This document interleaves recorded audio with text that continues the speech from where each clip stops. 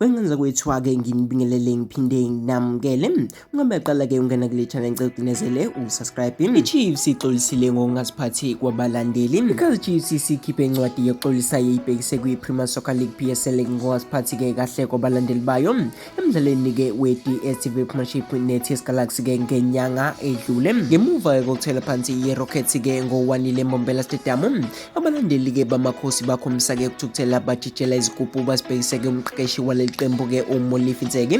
Iqembu-ke labeka icala labeke selivela phambi kwenkomiti-ke eliqondisa izigwegwe le-PSL, lapho-ke latholwa-ke khona-ke linecala labe selihlawuliswa-ke u-100,000 kulesamba-ke kudinga ukuthi-ke likhokhe u-70,000 kwathi u-30,000-ke walengiswa.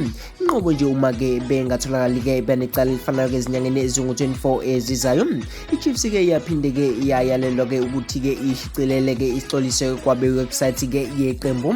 Encwadini-ke ebiqondiswe kubambe isikhundla sokuba isikhulu esiphezulu kwi-PSL uMato Madlala, amakhosi-ke athe i-Kaizer Chiefs-ke ixolisa ngokuphelele-ke kwi-PSL wonke-ke amaqembu angamalungu e-PSL, i-TS Galaxy-ke nakubo-ke bonke-ke abalandeli ngokungaziphathi kahle-ke kwezendlazana-ke labalandeli bayo emdlalweni-ke we-PSL ngesikhathi-ke ibhekene ne-TS Galaxy eMbombela Stadium ngo-Agasti 20. Iqembu-ke liyagxeka-ke lokhu kungaziphathi-ke kahle kwabalandeli. Sesiluqalile-ke uhlelo lokuxolisana-ke namagatsha abalandeli-ke be-Kaizer Chiefs mayelana-ke nendlela-ke efaneleke yokuziphatha-ke emdlalweni. Khona njalo-ke uhlalo we-Chiefs uDokotela Kaizer Motaung udlulisa amazwi-ke enduduzo okulandela ukudlula emhlabeni kwenye yezingwazi zaleli qembu uFrank Jingles Pereira.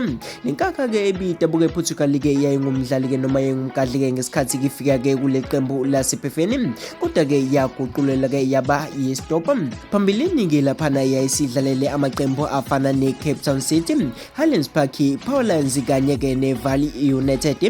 Lesi-ke ngesinye sezikhathi-ke ezibuhlungu kakhulu-ke emlandweni wethu webhola ngoba-ke uJingles ube nomthelela omkhulu-ke eqenjini. Bonke-ke oza kwabona laba-ke bedlala-ke amanye amaqembu babemhlonipha kakhulu-ke ngoba-ke wayengumdlali-ke okhethekile, kusho-ke uMotaung. Kumele ngibonge-ke umndeni ngokumnika-ke leli thuba ukuthi abe yingxenye yohambo lwethu, aphinde abe yingxenye-ke yomlando webhola-ke lakuleli, ngoba-ke ube neqhaza-ke elikhulu-ke ekulithuthukiseni. Asisoze-ke samkhohlwa-ke engithanda laphana-ke kusho-ke kakhulu-ke kumndeni wakhe ukuthi siyiphathe kabi-ke ngokulahlekela-ke futhi-ke akubona bodwa-ke abalahlekele. Sigqemeke-ke ingozi-ke sonke-ke emkhankeni kanobhutshuzwayo uphethe kanjena-ke uDokotela-ke Motaung.